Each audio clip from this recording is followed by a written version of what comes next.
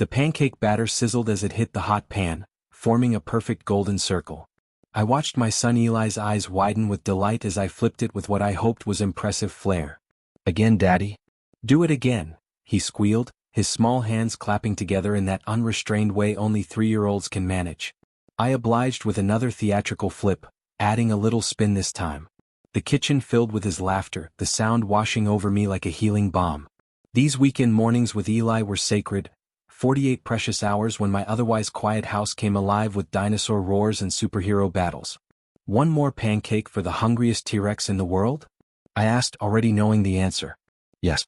And with extra blueberries because I'm a growing boy," he replied, parroting the phrase I often used when filling his plate. Sunlight streamed through the kitchen windows of my new home, small but bright, with walls I'd painted myself over several sleepless nights after the divorce was finalized. It wasn't much compared to the sprawling house Marissa and I had shared, but it was mine. And every other weekend it was Eli's too. My phone buzzed on the counter. "Marissa." My stomach tightened instinctively, the way it always did when her name appeared on my screen these days. Our communications had become strictly transactional: drop-off times, medication reminders, schedule changes. The warmth that had once existed between us had calcified into something cold and brittle. I unlocked the screen, trying to keep my expression neutral for Eli's sake. "Mom is planning Eli's 4th birthday party next month. Formal affair at her house. Close family only." Sorry. The words hit me like a physical blow. I read them again, certain I'd misunderstood. We had an agreement: all major decisions regarding Eli were supposed to be made together. His birthday wasn't just any event, it was his 4th, a milestone. And close family only? What was I if not close family? I had been there when he was born, had cut the umbilical cord with trembling hands. I'd walked endless circles in our living room with him wailing against my shoulder at 3 in the morning. I'd taught him to speak, to use a spoon, to take his first wobbly steps across our kitchen floor. "Daddy, your face is doing the weird thing," Eli observed, blueberry juice dripping down his chin. "Are you making a monster face?" I forced a smile. "Just thinking, buddy. Here, let's add some whipped cream to those pancakes." I squirted a generous spiral onto his plate, but my mind was miles away. I felt like Odysseus, denied entrance to his own home, except in my case, I was being systematically excluded from my son's life, one family-only event at a time. I took a deep breath and hit dial on Marissa's number, turning slightly away from Eli and keeping my voice deliberately light. "Hey, just got your message about the birthday party," I said when she answered, the forced casualness in my tone painfully obvious even to my own ears. "Callum, I know what you're going to say." Her voice was hushed, almost apologetic. "But Mom insisted. You know how she gets when she sets her mind on something. This isn't about your mother, Marissa. It's about our son. We agreed to make these decisions together." "It's just a birthday party," she sighed, but I could hear the uncertainty in her voice. "It's not just a party. It's a statement about who counts as family." I glanced at Eli, happily painting patterns in his whipped cream, oblivious to the tension crackling through the phone line. "I was there when he was born. I've been there every step of the way." A weighted pause hung between us. "I know that's not right," Marissa finally admitted. "But Mom insisted. You know how impossible it is to contradict her." I did know. Doran's iron will had been a constant undercurrent throughout our marriage, her disapproval of me barely concealed beneath a veneer of politeness. But this was different. This wasn't about me anymore, it was about Eli. "We'll talk more at drop-off," I said finally, unwilling to continue this conversation with Eli's attentive eyes occasionally drifting toward me. As I hung up, Eli looked up at me, his small face suddenly serious, blueberry-stained mouth turned down at the corners. "Are you sad, Daddy?" he asked with that uncanny perception children sometimes have. I sat down beside him and pulled him onto my lap, pancakes forgotten. "I'm not sad when I'm with you, little man. How could I be? You're my favorite person in the whole wide world." He considered this, his forehead scrunched in concentration. "Even more than Batman?" "Way more than Batman," I assured him, burying my face in his soft curls to hide the moisture gathering in my eyes. The click of Eli's seatbelt as Marissa secured him in her car echoed in my chest like a lock turning. Every handover felt this way, a small fracture opening inside me. His dinosaur backpack and favorite stuffed triceratops were tucked beside him, little pieces of our weekend together traveling back to his main home. "Bye, Daddy. Next time can we finish the Millennium Falcon?" Eli called, waving frantically through the window. "You bet, buddy. I'll keep all the pieces safe until you're back. I pressed my palm against the glass, his much smaller one aligning with mine on the other side. Marissa gave me a tight smile. I'll call you about, the birthday thing. I nodded stiffly, watching them pull away before getting into my own car. But I didn't head home. Instead, I punched a familiar address into my GPS, even though I knew exactly where I was going. Doran's Victorian mansion loomed at the end of Maple Avenue like some grand fortress, its manicured lawn and precise hedges a physical manifestation of her controlled nature. I'd always felt diminished here, as though the house itself were sizing me up and finding me lacking. I parked on the street rather than in the circular driveway. A small act of rebellion, refusing to be a guest in the kingdom she'd established. As I approached the ornate front door, I reminded myself to keep my temper in check. This wasn't about me. It was about Eli. The doorbell chimed inside, a pretentious, elaborate melody that I'd once joked sounded like money talking. No one had laughed. Heavy footsteps approached, and the door swung open to reveal Doran, her silver-streaked hair pulled back in its usual immaculate bun. Her expression shifted from polite expectation to thinly veiled distaste when she saw me. Callum. This is unexpected. Is it? I asked, keeping my voice level. I thought you might be anticipating a visit after that birthday party decision. She sighed dramatically as though I were a persistent salesman she couldn't quite shake off. I suppose you'd better come in. The foyer was cavernous, with marble flooring and a chandelier that probably cost more than my annual salary. Family photos lined an antique side table. Marissa's graduation, holiday portraits, and several new ones of Eli. In none of them was I present. I'll be direct, I said, refusing the offer to sit. Why am I not invited to my son's birthday celebration? Doran adjusted a vase of fresh-cut flowers, buying herself time. The gathering is quite exclusive, Callum. We're inviting people who are important to Eli's future. And his father isn't important to his future? You'll always have your weekends. She smiled thinly. This is about connections, about introducing Eli to people who can open doors for him later in life. The smooth veneer of her words couldn't hide the knife beneath. I'd never been good enough in her eyes, the construction foreman who had somehow snagged her lawyer daughter. A misalliance she'd tolerated but never accepted. Who exactly are these important people? I asked, my jaw clenching. Well, Andrew Holland for one. He's a senior partner at Blackwell and Ross now. She straightened a picture frame with unnecessary precision. His mother and I have been friends since college. He's exactly the sort of role model Eli needs in his life. And there it was. The real agenda, laid bare with all its class prejudice and social engineering. This wasn't just about excluding me from a birthday party, it was the beginning of a campaign to write me out of my son's narrative entirely, to replace me with someone Doran deemed more suitable. Eli is 3 years old, I said quietly. He doesn't need professional connections. He needs his father. Doran's eyes flashed. Children adapt quickly. They form new attachments. Especially when presented with positive alternatives. The calculated cruelty of her words stole my breath. I glanced around at the pristine house, so different from my modest home with its Lego-strewn floors and walls decorated with Eli's finger paintings. Let me be clear, I said, my voice dropping to a dangerous softness. You don't get to decide who Eli's family is.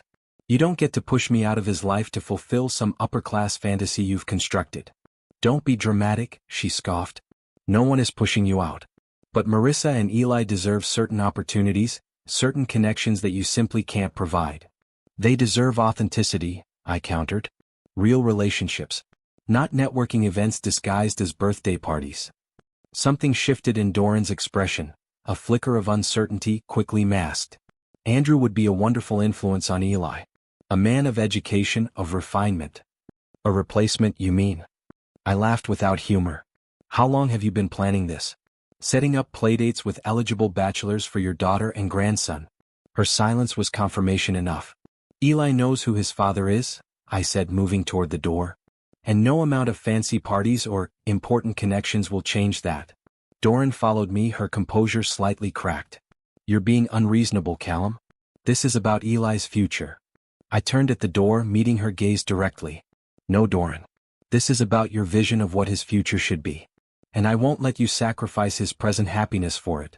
As I walked back to my car, I felt both shaken and strangely energized. The battle lines had been drawn more clearly than ever before. And though Doran had wealth, influence, and Marissa's ingrained deference on her side, I had something more important. the truth of who I was to my son. And I wasn't going to surrender that without a fight. The drive home felt longer than usual, my hands gripping the steering wheel too tightly as Doran's words played on repeat in my mind. Children adapt quickly. They form new attachments. The casual cruelty of it burned like acid. I pulled into the driveway of my modest two-bedroom house. The best I could afford after the divorce settlement had cleaned me out. From the outside, it looked painfully ordinary compared to Doran's Victorian palace or even the upscale townhouse Marissa now called home. But it was mine, and more importantly, it was Eli's second home. The moment I stepped inside, the emptiness hit me hard. The house always felt this way after Eli left, like someone had drained all the color and sound from the world. His presence lingered everywhere.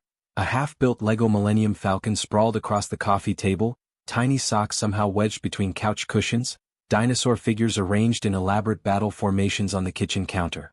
I picked up a small blue Lego piece, one of the special ones he'd been looking for all weekend to complete the cockpit. "I'll find it next time, Daddy," he promised solemnly as I'd zipped up his jacket. The memory made my throat tighten. On the wall hung photos I'd carefully framed and arranged, Eli and me at the park, laughing as we fed ducks.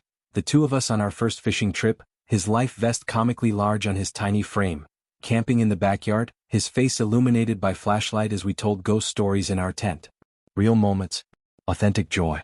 I tried to imagine Doran's version of Eli's birthday, staged photos for social media, children in uncomfortable formal wear, adults making business connections over champagne while the actual birthday boy was an afterthought. The contrast was stark and depressing. My phone rang, cutting through my thoughts. Mike's name flashed on the screen. "Hey," I answered, slumping onto the couch. "Just checking if you survived drop-off," Mike said. My oldest friend had been through his own divorce 3 years before mine, and he knew the routine all too well. "Barely. But I've got bigger problems now." I told him about Marissa's text and my confrontation with Doran, the words pouring out in a bitter flood. "Jesus," Mike muttered when I finished. "She's really playing hardball. She always has. I just never thought she'd use Eli as a pawn." "Look, man, you need to think strategically here," Mike said, his voice taking on the measured tone he used in his work as a mediator. "What's the outcome you want?" "I want to be at my son's birthday party," I said immediately. "And will storming the castle and demanding an invitation get you that?" I sighed, running a hand through my hair. "Probably not. So what's the alternative?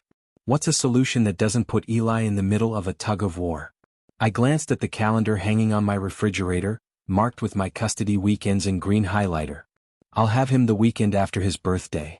"There you go," Mike said. "Plan something special then. Something that plays to your strengths, not Doran's." The idea took root immediately, spreading through my mind like wildfire. Not a competition but an alternative. Something authentic and meaningful that Eli would remember. "You're a genius, Mike," I said, already moving to my laptop. "Stating the obvious, but go on." I typed "dinosaur attractions near me" into the search bar. Eli had been obsessed with dinosaurs since he was 2, could identify a Stegosaurus at 50 paces and had strong opinions about whether T-Rex could swim. "Dino World Adventure Park," I read aloud. "Interactive exhibits, dinosaur-themed rides, fossil dig experiences, and they have birthday packages." "Perfect," Mike said. "Much better than some stuffy cocktail party with a bunch of lawyers." I checked the prices and winced. It wasn't cheap, especially when adding in the cost of bringing Eli's friends from daycare. I'd been saving for a new roof. The current one had started leaking during heavy rains, but this was more important. "I'm going to do it," I decided. "I'll create an alternative birthday that Eli will love. No business networking, no formal clothes, just fun and dinosaurs and people who genuinely care about him." After hanging up with Mike, I spent the next 3 hours planning. I designed digital invitations with cartoon dinosaurs that roared when opened, titled Eli's Real Dino Birthday Adventure. I made a guest list of Eli's actual friends from daycare, plus my parents who adored their only grandchild, and a few other people who mattered in Eli's life. As I worked, the emptiness of the house seemed to recede. I could almost hear Eli's excited squeals when he would see the dinosaur cake I was planning to order, could picture his face lighting up at the sight of the fossil dig. This was what birthdays should be. Celebrations centered around the child's actual interests, not social climbing opportunities disguised as family gatherings. I sent the first invitation to Mike, then paused before sending the rest. This would definitely escalate things with Doran. Was I prepared for the fallout? I looked again at the photos on my wall, Eli's unrestrained smile as he sat on my shoulders at the zoo, the trust in his eyes as I taught him to swim. These were the moments that defined fatherhood, not genetics or court-ordered custody schedules or Doran's approval. With newfound resolve, I clicked send on the remaining invitations. Let the battle begin. My phone rang at 7:30 the next morning. Marissa's name flashed on the screen, and I briefly considered letting it go to voicemail. But this was the new reality of co-parenting. Ignoring calls wasn't a luxury I could afford. Hello? I answered, voice still rough with sleep. Dinosaur World? Really, Callum? No greeting, just straight to the point. That was the new Marissa, efficient, direct, and perpetually exasperated with me. I sat up in bed, instantly alert. Good morning to you too. Mrs. Jenkins from daycare just texted me about the invitation. She wanted to know if this was in addition to or instead of the party my mother is planning. I rubbed my eyes. It's a separate celebration. On my weekend. A heavy sigh traveled through the phone. You know how this looks, right? Like you're trying to compete with my mother's party. I'm not competing with anyone. I'm celebrating my son's birthday during my time with him, with activities he'll actually enjoy. Can't you just postpone it? Her voice softened slightly. This is making things complicated for everyone. Complicated for whom, exactly? Not for Eli.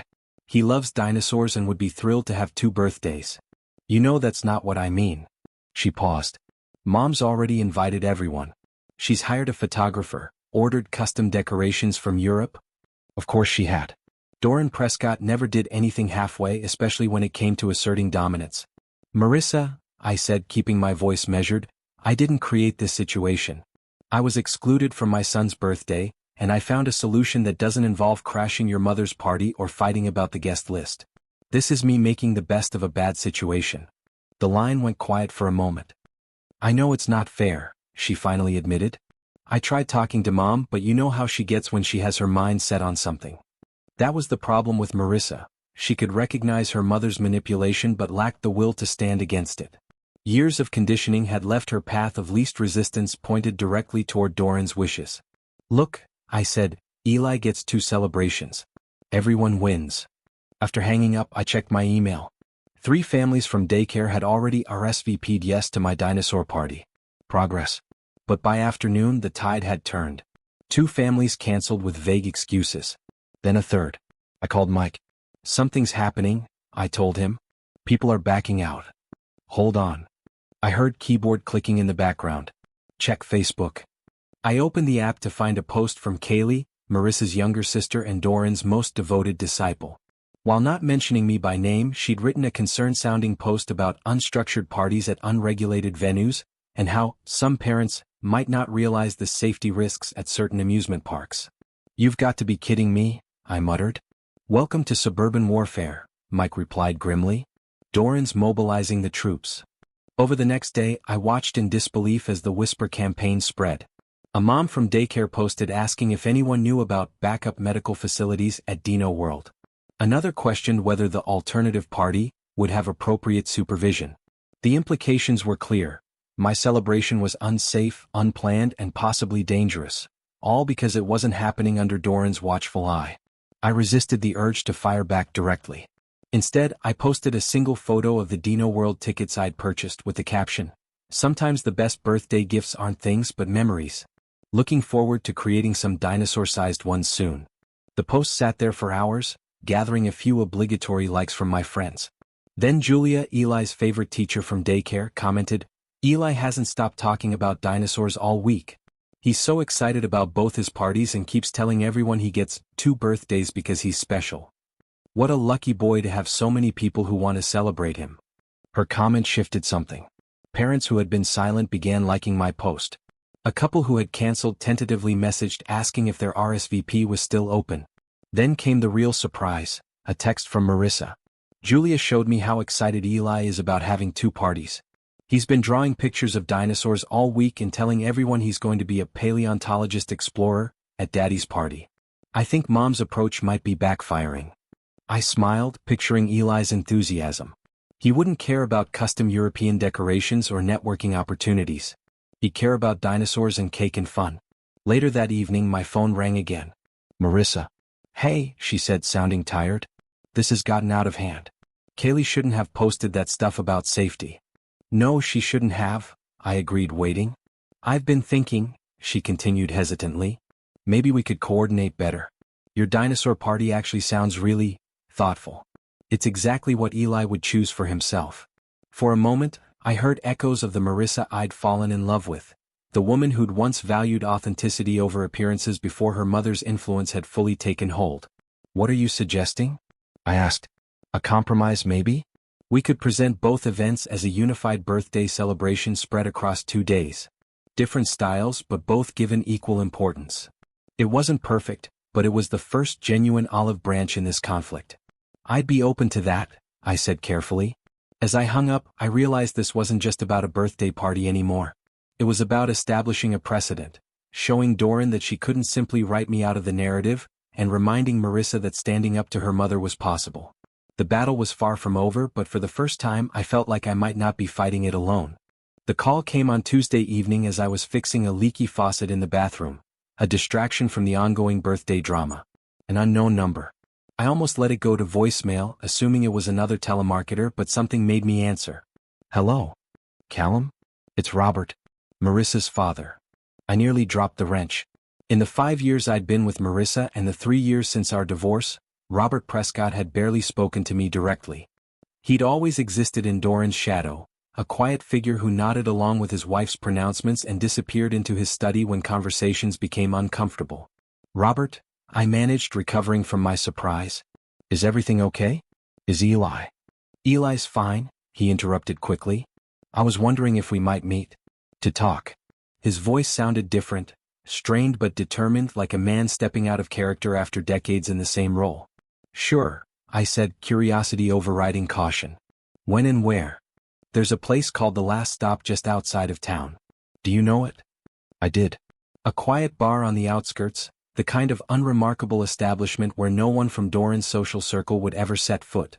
That was clearly the point. 7 o'clock tomorrow, he suggested. I'll be there.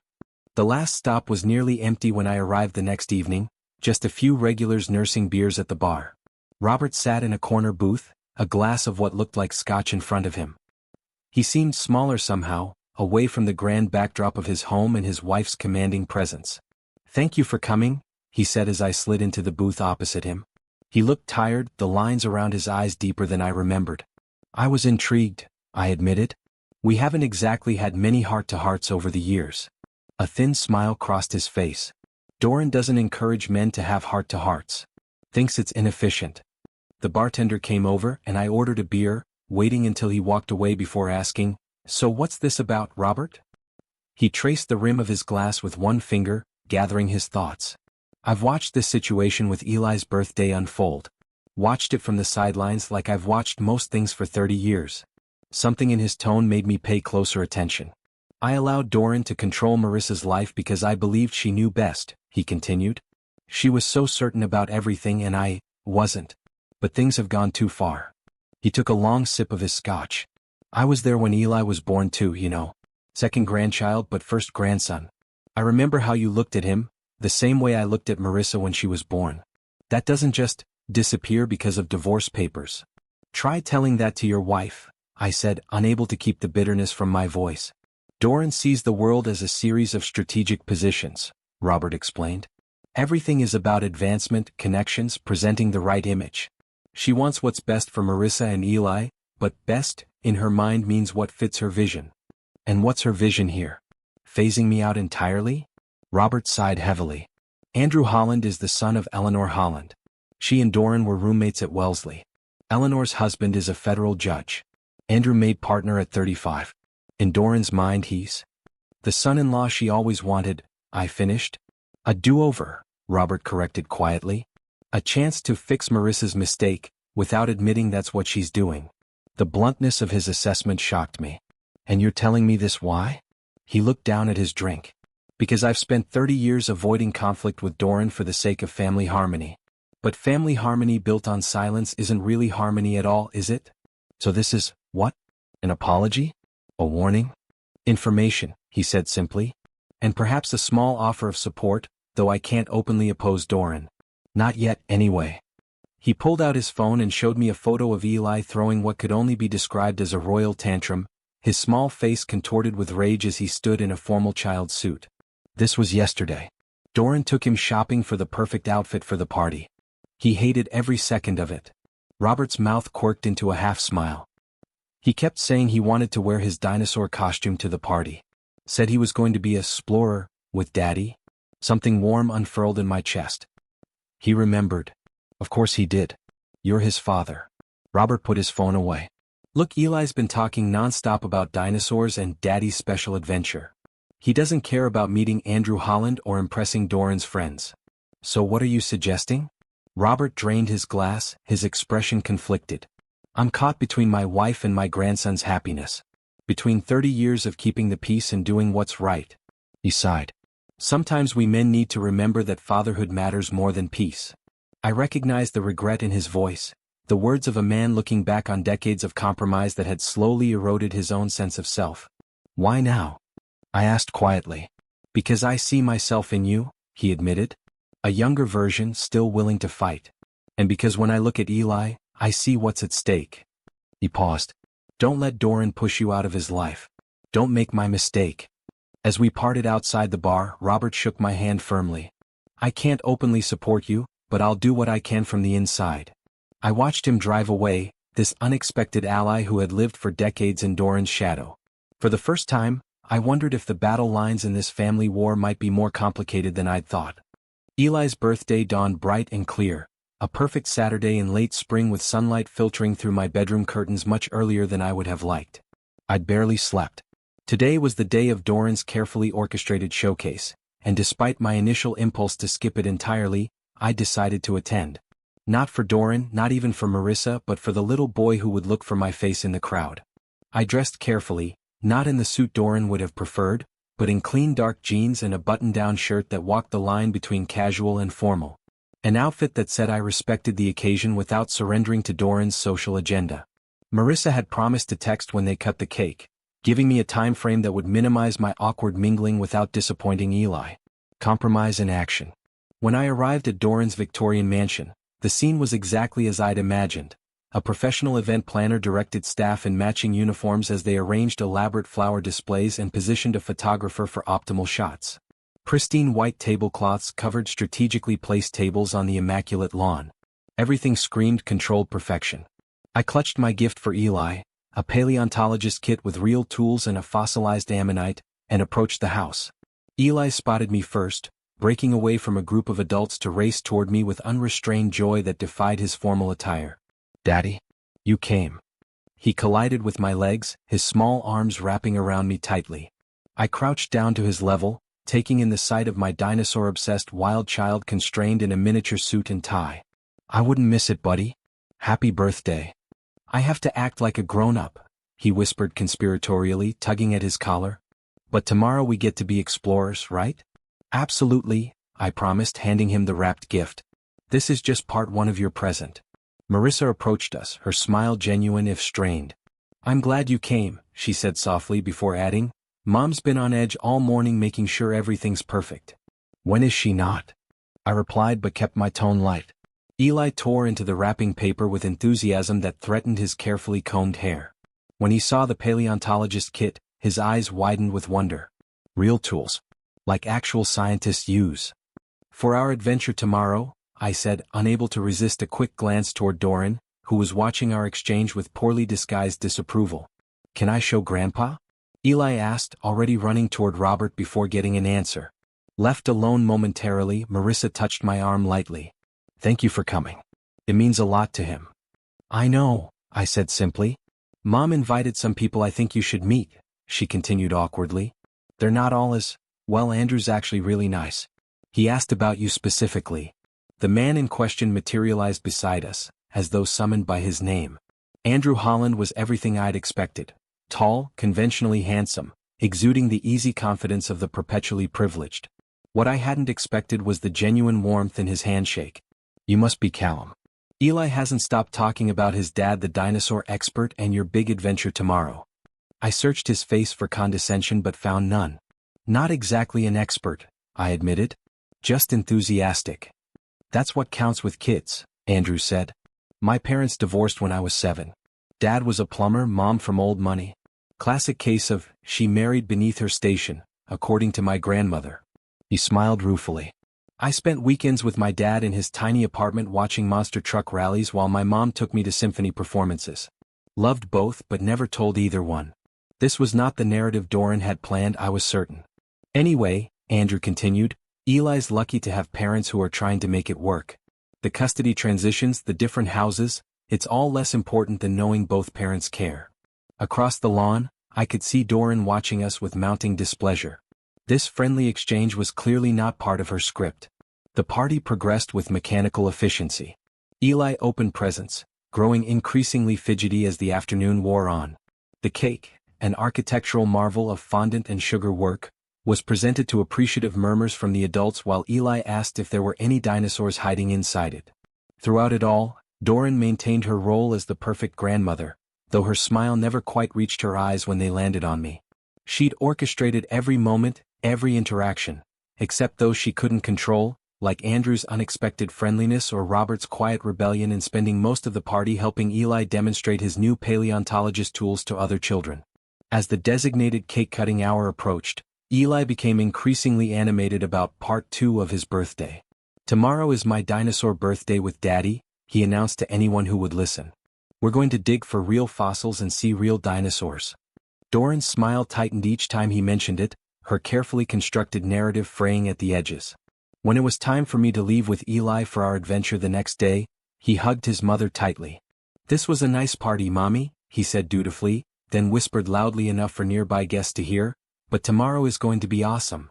Out of the corner of my eye, I caught Robert's barely suppressed smile. One battle in this war might have gone to Doran, but the war itself was far from over. Dad. The Velociraptor is coming. Eli's voice rang out across Dino World Adventure Park, his eyes wide with a perfect mixture of terror and delight as an actor in a surprisingly realistic raptor costume stalked toward our group of children.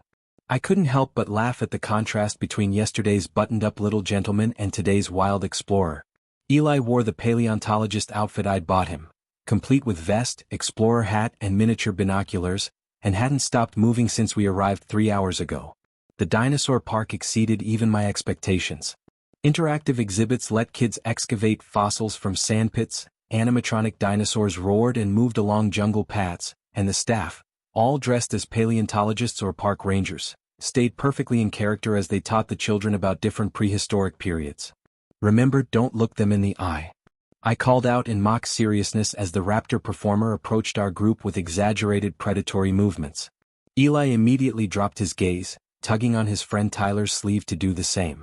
They see you if you look at them, he explained with the solemn authority of a 4-year-old dinosaur expert. The children shrieked with laughter as the raptor sniffed around them before being called away by a park ranger. The moment the performer was gone, the kids huddled together, excitedly comparing notes on their close encounter. I took the opportunity to check my phone and was surprised to see several missed calls from Marissa.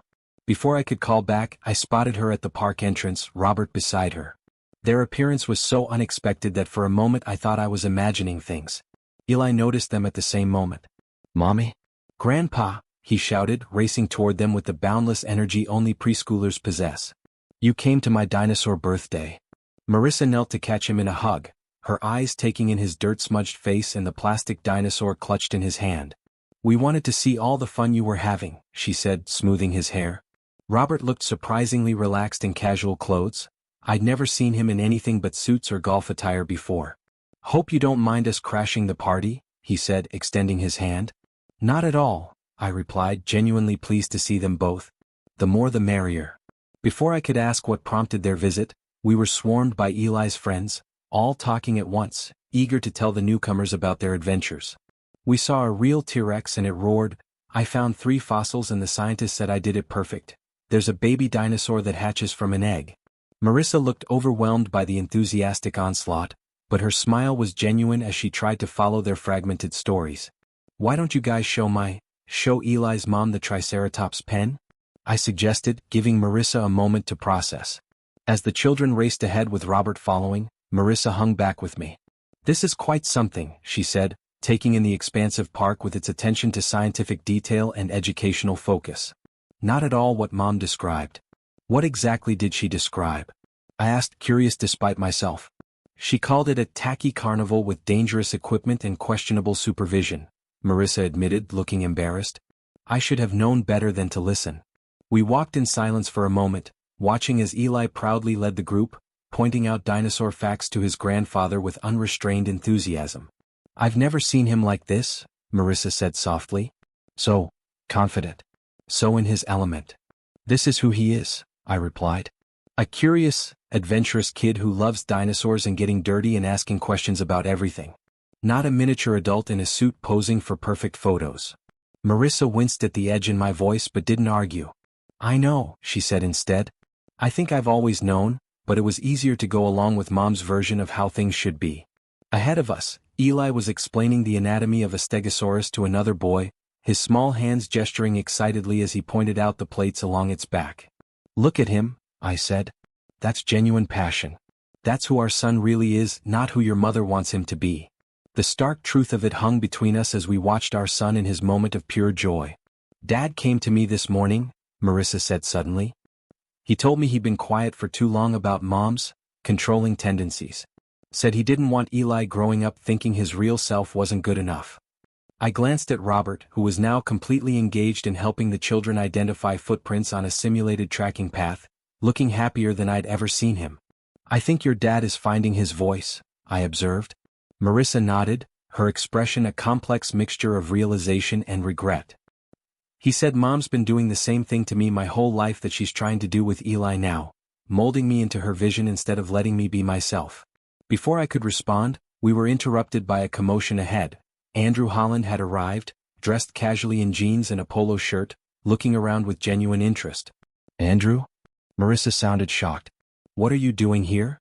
He approached us with an apologetic smile. "Eli was so excited about this place yesterday I had to see it for myself. I hope that's okay." He glanced at me uncertainly. "Of course," I said, genuinely meaning it. "Eli's giving tours of the really important dinosaurs if you're interested." As Andrew moved ahead to join the group, Marissa and I exchanged a look of mutual understanding. This day was revealing truths that went far beyond dinosaurs and birthday parties. The park had closed, the last animatronic dinosaur powered down for the night. Eli, exhausted from a day of non-stop exploration, had fallen asleep in my car almost instantly, his new dinosaur clutched to his chest, dirt still under his fingernails despite a cursory washing. Marissa and I sat on a bench in the small park across from the parking lot, the twilight settling around us. For the first time in years, the silence between us wasn't charged with resentment or awkwardness. It was thoughtful, almost companionable. "He's going to sleep well tonight," Marissa said, glancing toward my car where our son's head was slumped against the booster seat, mouth slightly open in deep slumber. "Nothing like a day of outrunning velociraptors to tire a kid out," I agreed with a small smile. We watched as Robert and Andrew chatted by their cars a short distance away, an unlikely friendship seemingly forming between the reserved older man and the younger lawyer. "I never expected today to turn out like this," Marissa admitted softly. "When Dad suggested we come see the dinosaur park for ourselves, I thought we'd stay for half an hour, just enough to make an appearance. And now..." She tucked a strand of hair behind her ear, a gesture so familiar it sent an unexpected pang through me. "Now I'm questioning everything I thought I knew about what's best for Eli. What's best for me too, if I'm being honest." I waited, sensing she had more to say. "Part of me has always tried to please Mom, even when it meant ignoring my own instincts," she continued, her voice barely above a whisper. "When I brought home an A instead of an A+. When I wanted to study architecture but went to law school instead. Even when our marriage was struggling and I didn't fight hard enough to save it." The admission hung in the air between us, too weighty to acknowledge directly. "Your mother is formidable," I offered instead, choosing my words carefully. "She wants what she thinks is best. That's just it though. She's not evil or cruel. She genuinely believes she knows better than everyone else what will make them happy." Marissa looked down at her hands. "And I've let her make my choices for so long, I'm not sure I know how to make them for myself anymore." A slight breeze rustled the trees above us, the park growing darker as evening settled in. "I played my part too," I admitted. "I could have tried harder to understand your family dynamics instead of just getting defensive. I treated your mother like an adversary from day one." "She didn't give you much choice," Marissa pointed out. "Still, we both contributed to the situation Eli's now caught in." We sat with that truth for a moment, the weight of our shared responsibility settling between us. "Watching him today," Marissa began, then paused to find the right words. "He was so different from yesterday. At Mom's party he was trying so hard to be good, to sit still, to not mess up his clothes. He was carrying this burden of expectations. And today he was just what? Curious, excited, completely himself. He wasn't performing for anyone. She looked toward the car again. I don't want him growing up feeling like he has to choose between pleasing his grandmother and being who he really is. Like you did, I said gently. She nodded, tears forming in her eyes. Exactly like I did. Dad pointed that out this morning. Said he's watched Mom do the same thing to me that she's trying to do with Eli, and he regrets not intervening sooner. I thought about Robert's words in the bar. Sometimes we men need to remember that fatherhood matters more than peace. The statement had more layers than I'd initially recognized. What happens now? I asked. I don't know exactly, Marissa admitted. But I want to do better. For Eli's sake, I need to start setting better boundaries with Mom. That won't be easy. No. 30 years of patterns don't change overnight. She took a deep breath. But seeing Eli today so happy and confident, I want more of that for him. Even if it means disappointing my mother. A weight I hadn't fully acknowledged seemed to lift from my shoulders. This wasn't about winning or losing anymore, about Doran's vision versus mine. It was about finding a path that put Eli's true happiness at the center. You know, Marissa said hesitantly, Andrew actually offered to help me look into architecture programs. He knows people at the university. She looked almost guilty at the admission. It's not romantic, he's just been really supportive since we met at a charity function last month. Said it's never too late to pursue what I really want. That's good, I said, and found that I meant it. The man I'd been prepared to hate was turning out to be an unexpected ally in Marissa's journey toward independence from her mother's control. I've also started seeing a therapist, she added quickly, to sort through everything. To figure out where Mom's voice ends and mine begins. As the last light faded from the sky, we walked back to our respective cars, a new understanding between us. Our marriage might be over, but our connection as Eli's parents was finding steadier ground. Before driving away, I glanced once more at my sleeping son, his face peaceful in the dim light of the car. Today had been about dinosaurs and birthday fun on the surface, but underneath, it had unearthed something far more significant. The beginning of a new way forward for all of us. 2 months passed since the dual birthday celebrations. Summer settled over the town, bringing long, warm days perfect for the outdoor project that had consumed my weekends. I wiped sweat from my forehead as I secured the final bolt on the climbing structure, stepping back to survey my work. What had once been a plain, neglected backyard was transforming into a dinosaur-themed playground that would have made any 4-year-old paleontologist proud. A life-sized wooden triceratops formed the centerpiece, its back doubling as a slide. Nearby, a sandbox designed to look like an excavation site waited for eager little hands to discover the fossils I'd carefully buried within. The climbing frame resembled dinosaur bones, and I'd even built a small covered area painted to look like a research tent, complete with a table for examining discoveries. "Looking good, man," called Mike from the other side of the yard where he was helping install the rope bridge between 2 platforms. He'd been coming by every weekend to help, along with a rotating crew of my construction buddies who'd embraced the project with unexpected enthusiasm. "Think Eli will like it?" I asked, though I already knew the answer. I'd been incorporating his suggestions for weeks now, each custody handover bringing new ideas scribbled on crumpled papers. "Like it? He's gonna lose his mind," Mike laughed, tightening a final knot. The sound of a car pulling into the driveway interrupted our work. Right on schedule, Marissa's SUV appeared, Eli's face pressed eagerly against the window. Our custody exchanges had shifted over the past weeks. The tense, silent handovers gradually replaced by something more collaborative, more considerate. "Daddy." Eli bolted from the car the moment Marissa unbuckled him, racing toward me with unrestrained excitement. "Is it done? Can I see it now?" I scooped him up, his small body warm and vibrating with energy. "Almost ready, buddy. Want to help with the final touches?" His enthusiastic nod sent his curls bouncing. Marissa approached more slowly, her smile genuine as she took in the transformed backyard. "This is incredible, Callum," she said, genuine admiration in her voice. "You built all this yourself?" "Had some help," I nodded toward Mike and the others. "But yeah, mostly just applied what I do at work on a smaller scale." Eli was already squirming to be put down, desperate to explore his new kingdom. I set him on his feet and watched as he raced toward the Triceratops slide, climbing the steps built into its side with practiced ease. He'd been supervising the construction for weeks now, offering critical 4-year-old input on everything from dinosaur proportions to slide angle. "He's been talking about this all week," Marissa said, watching him. "Drew pictures of it for everyone at daycare." We stood side by side, observing our son's delight as he tested each new feature of the playground. The silence between us was comfortable now, the sharp edges of our divorce softened by our shared focus on Eli's happiness. "How's your dad doing?" I asked, knowing that Robert had been making his own small revolutions against Doran's authority. "He's finding himself, I guess you could say." Marissa tucked a strand of hair behind her ear, a gesture I once knew as well as my own reflection. "He's taking Eli fishing next weekend. Says it's high time his grandson learned." "Really? I can't imagine your mother approving of that." "She doesn't," Marissa confirmed with a small smile. "But Dad's standing his ground. It's causing some tension at home, but he seems, I don't know, lighter somehow. Like he's finally allowing himself to be the grandfather he wants to be, not the one Mom expects." I thought about Robert's words in the bar that night. Sometimes we men need to remember that fatherhood matters more than peace. It seemed he was finally taking his own advice. "And how about you?" I ventured. "Any more thoughts about architecture school?" A genuine spark lit her eyes.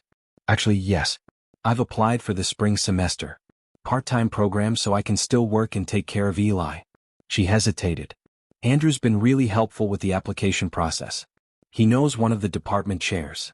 I nodded, surprised to find no jealousy at the mention of Andrew's name. Over the past weeks, he'd proven to be nothing like the rival Doran had positioned him to be. Instead, he'd become a friend to both Marissa and me, respectful of our co-parenting relationship while encouraging Marissa to rediscover her own voice. "I've also been continuing with therapy," Marissa added, her voice softer. "Trying to untangle which choices are really mine and which ones were made to please Mom." "How's that going?" "Hard," she admitted. "But necessary. The therapist says I've been trying to win Mom's approval my entire life, even when it meant ignoring my own happiness." Mike called me over to help with a final adjustment to the rope bridge, and as I worked, I watched Marissa join Eli in the sandbox, helping him unearth a fossil with the careful attention of a fellow explorer. Her perfectly manicured nails were soon covered in sand, but she didn't seem to mind.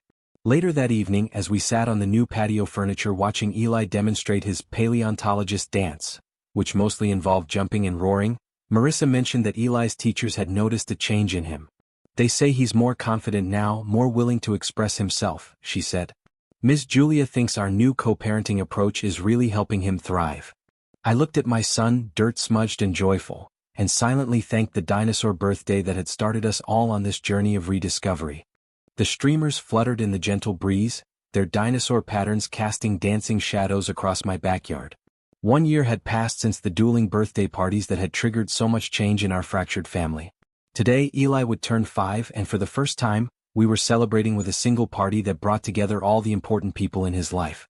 I adjusted the fossil-shaped cake on the table, a collaboration between Marissa and me, neither professional nor perfect but made with genuine love. Around us, the dinosaur playground had been decorated for the occasion, with a dig site sign marking the sandbox and paleontologist station banners hanging from the research tent. "Need any help?" Marissa asked, approaching with a tray of dinosaur-shaped sandwiches. Her hair was pulled back in a casual ponytail, so different from the carefully styled look she'd maintained during our marriage. Architecture school had changed her in subtle ways. She seemed more relaxed, more authentically herself. "I think we're just about ready," I replied, surveying our handiwork. "Guests should start arriving any minute." As if on cue, my parents' car pulled into the driveway. They emerged bearing wrapped gifts and wearing the dinosaur-themed t-shirts I'd sent them, my father's reading Grandpasaurus in bold letters across the chest. They'd flown in specifically for the celebration, eager to be part of this new, more harmonious chapter in Eli's life. "Where's the birthday boy?" my father called as they approached. "Getting into his paleontologist costume," Marissa answered warmly. "He insisted on the full outfit, including the tool belt you sent him for Christmas." The easy interaction between Marissa and my parents was another welcome change. Without Doran's influence creating artificial barriers, they developed a genuine fondness for each other over the past year. More cars arrived, Eli's friends from daycare with their parents, Mike and his family, Andrew Holland carrying a large gift wrapped in paper covered with dinosaur footprints. And then, perhaps most surprisingly, Robert pulled up, alone in his sedan.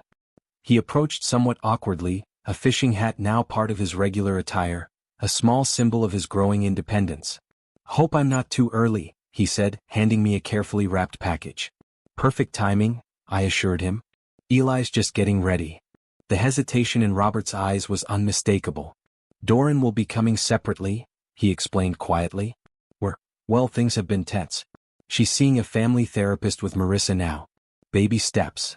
I nodded, understanding all that remained unsaid. The past year had seen Robert gradually reclaiming his voice and role within the family, a process that had inevitably created ripples in his 30-year marriage. As if summoned by her name, Doran's luxury sedan appeared at the curb. She emerged looking as immaculate as ever, but somehow less intimidating than I remembered. She carried a precisely wrapped gift and a forced smile that suggested internal struggle. Marissa went to greet her mother, their embrace slightly stiff but genuine. The therapy sessions were new territory for both of them, Doran reluctantly participating after a particularly difficult confrontation where Marissa had finally set firm boundaries about Eli's upbringing. "Grandma, Grandpa," everyone came. Eli's excited voice cut through the moment as he burst from the house in full paleontologist regalia, complete with explorer hat and miniature binoculars. He raced around greeting each guest with unfiltered enthusiasm. When he reached Doran, he grabbed her hand without hesitation. "Grandma, you have to see my dinosaur slide. And the dig site. I found 3 fossils yesterday." Something softened in Doran's expression as she allowed herself to be pulled toward the playground. "Show me everything," she said, making what appeared to be a genuine effort to enter her grandson's world instead of forcing him into hers. Throughout the afternoon, I witnessed small miracles. Robert showing Eli how to use a compass, something he'd learned during their fishing trips. Doran sitting cross-legged in the sandbox, her designer pants collecting dirt as she helped Eli unearth a fossil. Andrew and Marissa discussing her latest architecture project while my mother contributed ideas from her interior design background. As Eli prepared to blow out his candles, surrounded by everyone who mattered in his life, I caught Marissa's eye across the table. The journey from bitter ex-spouses to functional co-parents hadn't been easy, but watching our son's face illuminated by 5 flickering candles made every difficult conversation, every compromise worth it. "Make a wish, buddy," I encouraged as everyone finished singing. Eli took a dramatic deep breath, then paused. "I wish," he began, before Marissa gently reminded him that speaking wishes aloud might prevent them from coming true. "It's okay," he insisted. "I want to say it. I wish that everyone stays friends forever." A quiet moment of understanding passed among the adults as Eli blew out his candles with gusto, oblivious to the complex emotions his simple wish had stirred. "To friendship," Andrew offered, raising his cup in a toast. "To family," I countered gently, "in all its complicated forms." Doran's eyes met mine briefly, a silent acknowledgement passing between former adversaries. She might never fully approve of me, but she was learning, however reluctantly, to see the world through Eli's eyes instead of trying to shape it to her vision. As Eli cut his cake with exaggerated care, chocolate crumbs flying everywhere despite his best efforts, I realized we'd found a new type of family balance. One built on authenticity rather than appearances, on mutual respect rather than power struggles. "To seeing the world through the eyes of those we love," I added quietly, completing the toast.